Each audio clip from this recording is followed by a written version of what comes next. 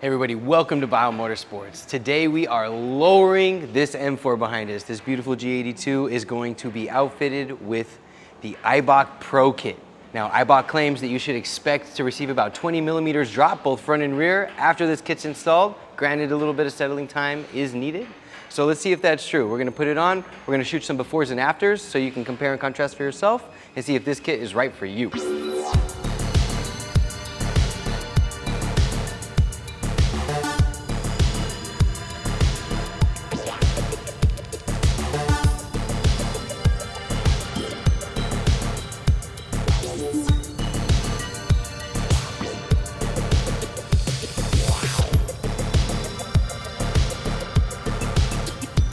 So for this particular set of springs, since it utilizes the OEM factory spring perch that already comes on the strut, all we really need to do is undo the nut that holds the shaft.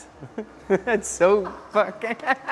It's what it is though. It's literally the nut that holds the shaft. So if you can get over that, if you can just mature a little and follow along, we're gonna loosen that, and then we're gonna place a jack under here. I'll show you what's going on. We've got the wheel removed.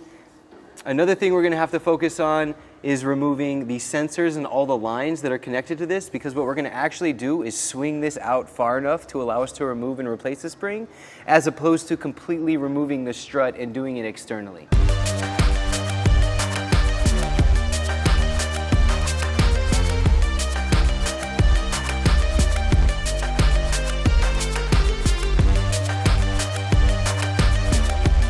Okay, now that we have the stock spring out of the car, we can look at it next to the spring that's going in. Again, this is the Eibach Pro Kit. You can tell right off the bat that it's a smidge shorter, which is gonna give us that 20 millimeter drop expectancy that they claim. So after you replace the spring, just assemble everything like you disassembled it. Same thing exactly, but in reverse. As you can see, we have our top hats and everything put back together with our electronic dampening control connectors connected. Make sure you connect these or else you will get a fault code. And then under here, we have reconnected all of our lines and our sensors to their fixed points. And if you've done it correctly, it should look something like that. Okay, so when you move to the rear of this car, you're gonna notice quickly that it's not anything like the front. The shock and the spring unit in the rear are actually separate. So it's not actually a strut, which makes the process a little bit different. As you can see right here, you have this lower arm that's connected to your shock that actually supports your spring right here. So our goal here is gonna be to relieve this arm down and be able to bring the spring out through the bottom, and I'll show you how we do that right now.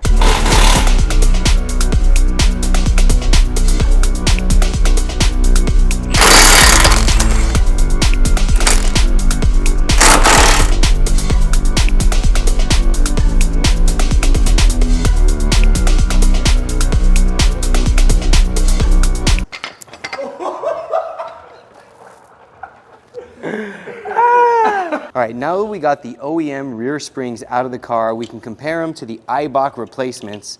And it actually looks like they're pretty similar height, but if you look really closely, you'll notice that the winds in the center are actually a lot looser than these ones. So that's gonna give us that drop that we were looking for, but still maintain our spring rate. All right, and just like that, the rear is done. I do wanna point out one thing you guys should pay attention to if you're doing this at home or following along in a shop. This sensor right here is what controls your ride height for your adaptive lights in the front. That's the movement up and down depending on ride height. This is how the car tells that in the rear, and there's also one in the front. When you do this in the rear, you have to be sure to disconnect it, otherwise you will break this. So you better have some JB Weld on hand. All right, you guys, and just like that, the Eibach Pro Kit is on this car. As you can see, it's dropped it a smidge. You're gonna wanna give this a week to a week and a half to settle to get your actual initial finished ride height. And I do imagine, especially in the front end, this car is gonna drop some. But you can see it definitely leveled it out. Usually on these cars from factory, it's a lot taller in the front than it is in the rear. This kit seems to have remedied that. I'm really excited to see what it looks like in about a week when we get the actual results. But that's what you can expect right out the box after install. All right, you guys, just for comparison, because I know this is a huge thing in the forums, you guys want to know what this car is going to look like after these springs are installed, especially when you get a set of non-adjustables, because you're kind of set with what the manufacturer gives you. Over here on our Shop G80, we have an example of a Haas kit, which is a height adjustable spring kit. Now this one was made by KW, and you can see that because you have that adjustability, it kind of gives you the ability to bring the car down lower if that's something you prefer. If you're going to be dailying the car and you want the clearance and peace of mind, especially if you're going to be running a front lip, then something like these static street springs or this Pro Series kit from Eibach might be the way to go. That way you kind of just install it, you don't have to worry about any settings, and you get both the aesthetic and performance benefits. Whereas with the Haas kit, you kind of have to fiddle around and find your right level, but granted, at the end, you get amazing results.